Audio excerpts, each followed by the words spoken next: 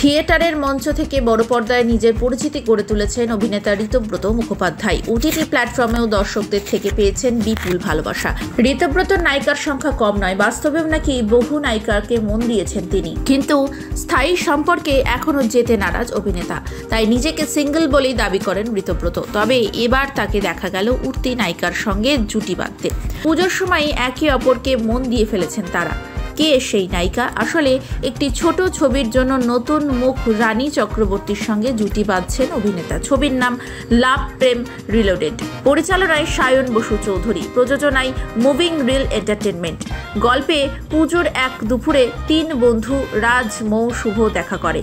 বন্ধুদের আড্ডায় জানা যায় ছোটবেলায় সহপাঠী ছিল রাজ ও মৌ। এরপরেই পুজোর আবহে বাড়তে থাকে তাদের বন্ধুত্ব, সেই বন্ধুত্ব গড়ায় প্রেমে। কিভাবে একে অপরকে মনের কথা জানাবে রাজ, মৌ, সেই উত্তরেই মিলবে ছোট ছবির গল্প। ঋতব্রত রানী ছাড়াও গল্পের অন্যান্য চরিত্রে রয়েছেন স্রোতনীতি চট্টোপাধ্যায় এবং অনির্বাণ মুখোপাধ্যায়। ছবির শুটিং শুরু হয়েছে পুজোর আগেই, কিন্তু এখনও চূড়ান্ত হয়নি মুক্তির দিনক্ষণ। সূত্রের খবর, বাংলার প্রথম সারির এক ওয়েব প্ল্যাটফর্মে মুক্তি পেতে চলেছে এই ছোট ছবিটি।